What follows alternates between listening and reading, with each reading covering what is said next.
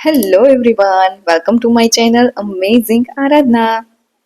આજનું જીવન છે ને એ દોડધામથી ભરેલું જીવન છે. અને આજના આ જીવનમાં એમ કહી શકાય કે માનસિક શાંતિ છે ને એક સમસ્યા બની ગઈ છે.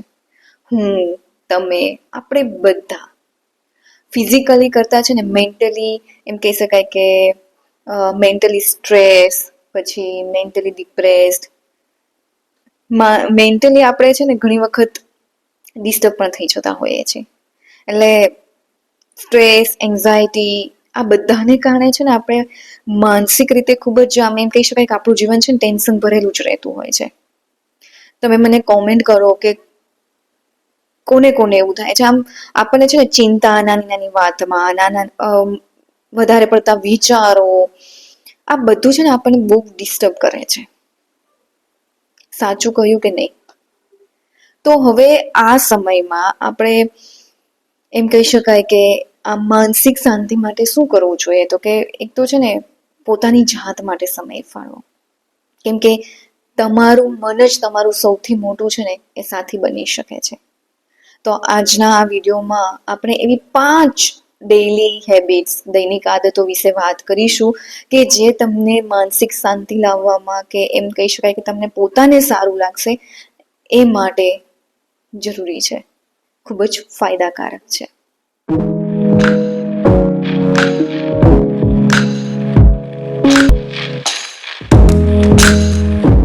હવે તમારા માનસિક સ્વાસ્થ્યને એમ કહી શકાય કે એના માટે ખૂબ જ જરૂરી એવી 5 દૈનિક આદતોમાં સૌથી પહેલી આદત છે સવારની શરૂઆત શાંતિથી કરો. કેવી રીતે? અત્યારે મોસ્ટ ઓફ બધા લોકો સવારની શરૂઆત ક્યાંથી કરે છે ખબર છે? મોબાઈલથી. સીધો ઉઠીને સવારમાં મોબાઈલ જ પોતાના હાથમાં લેવાનો. અને આ જ તમારું દુઃખનું કારણ બની ગયું છે. સવારમાં ઉઠતાની સાથે જ મોબાઈલ. એના કરતાં સવારમાં ઉઠો, 10 મિનિટ શાંતિથી બેસો, પોતાની જાત સાથે સમય પસાર કરો, મૌન રહો. જો તમારી આજુબાજુ કોઈ એમ કહી શકાય કે એકદમ કુદરતી વાતાવરણ છે, સારું એવું નેચર છે, સારા ગાર્ડન હોય, તો ત્યાં જઈને થોડી વાર બેસો, ઓમકાર કરો, પછી મેડિટેશન કરો, ધ્યાન કરો. આ બધું જ તમને ફાયદો કરશે. કેમ કે તમારું મન છે ને એ કંટ્રોલ પેનલ છે તમારું. એટલે જો તમે દિવસની શરૂઆતને કંટ્રોલમાં રાખશો ને તો તમારો દિવસ છે ને એ ખૂબ જ સારો જશે. એટલે સવારની શરૂઆત છે ને એ શાંતિથી કરવાની છે, મોબાઈલથી નહીં.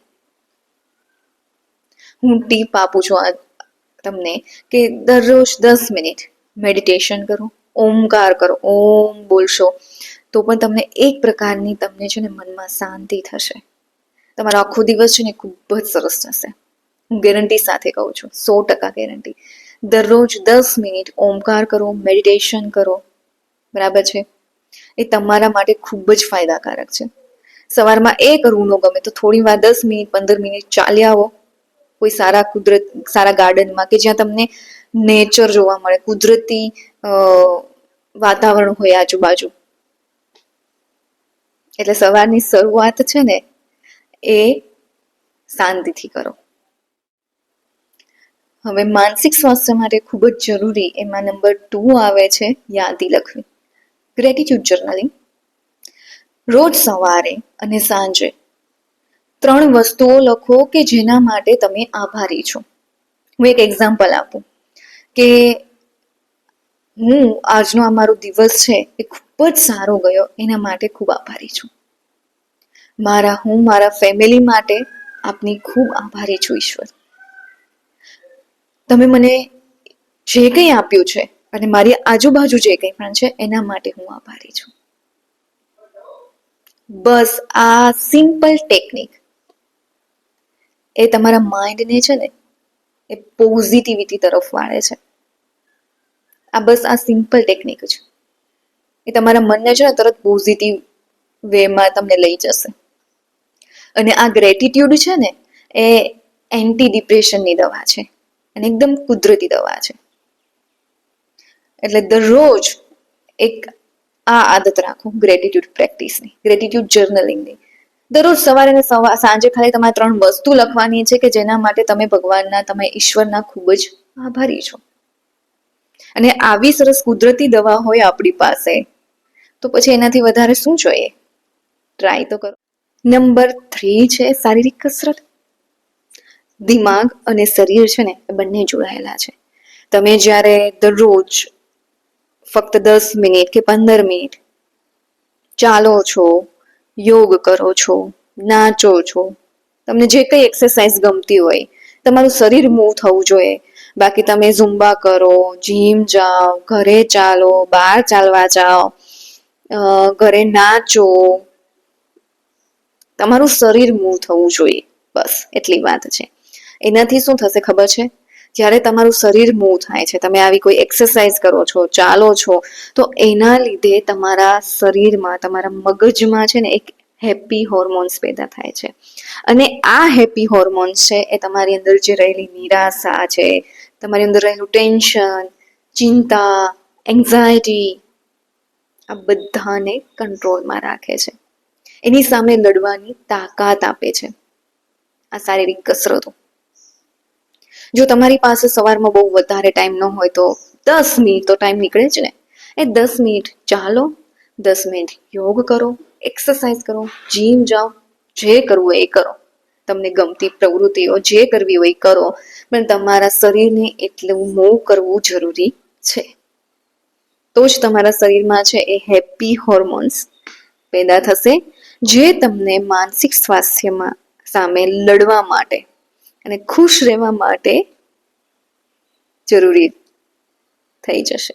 નંબર 4 છે સ્ક્રીન ડિટોક્સ, જે અત્યારે ખૂબ ખૂબ જરૂરી છે.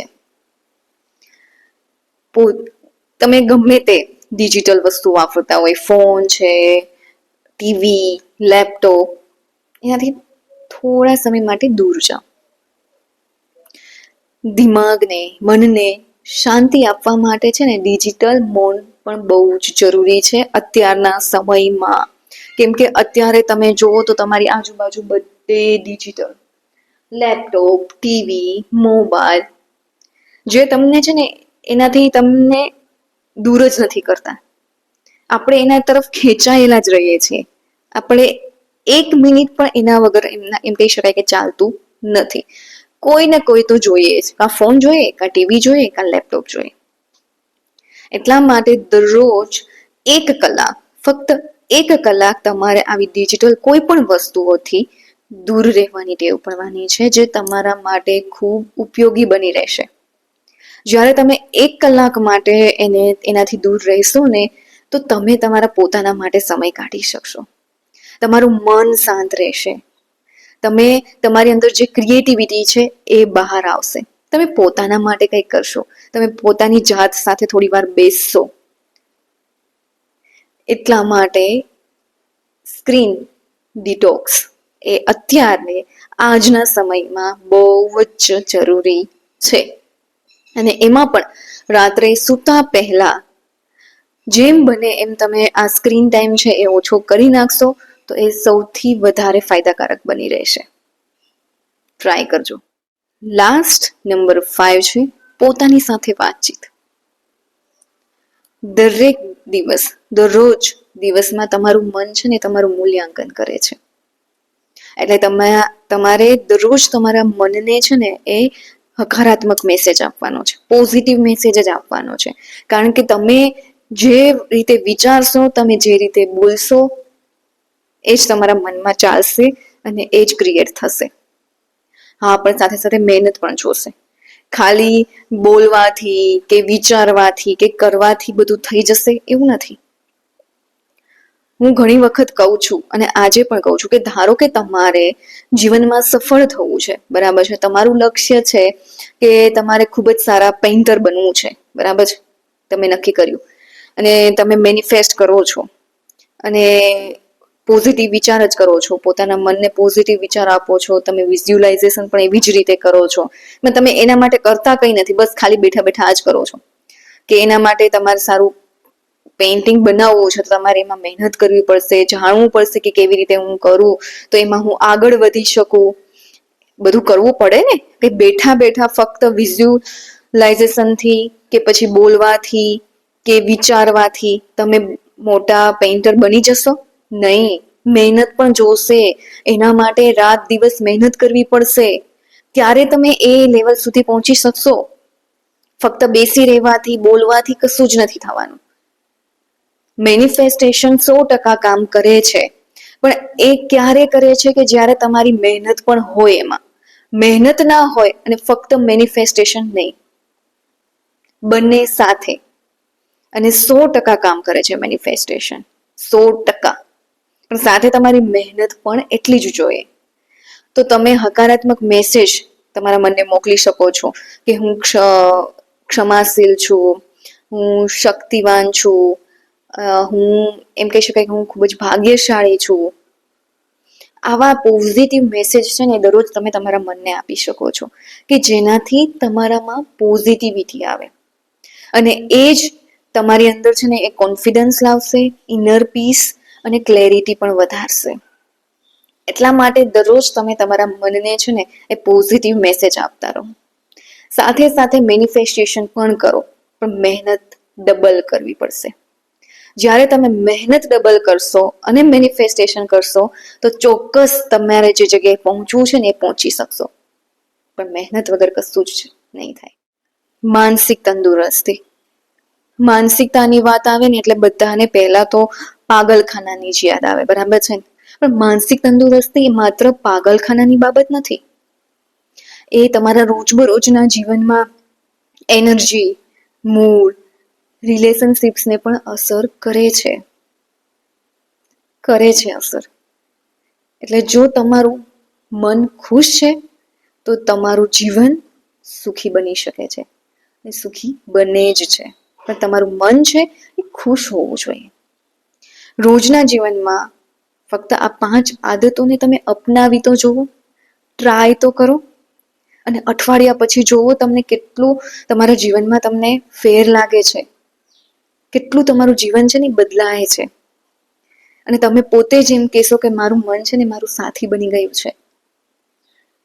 તમને માનસિક શાંતિ લાગશે. ખાલી આ 5 આદતોને અપનાવો અને અઠવાડિયા પછી એને જુઓ, તમને પોતાને રિયલાઇઝ થશે કે ના, આ એકદમ સાચી વાત છે. પ્લીઝ ટ્રાય કરજો. હું પણ ટ્રાય કરું જ છું અને મને ઘણો ફેરફાર લાગે છે મારા જીવનમાં. એટલા માટે તમે લોકો પણ ટ્રાય કરો અને મને કોમેન્ટ કરો અઠવાડિયા પછી કે તમે આ આદતોથી તમારા જીવનમાં કેટલો ફેરફાર થયો, તમને કેટલું સારું લાગ્યું. હું આશા રાખું છું કે તમને લોકોને મારો આ વિડીયો છે એ સારો લાગ્યો હશે.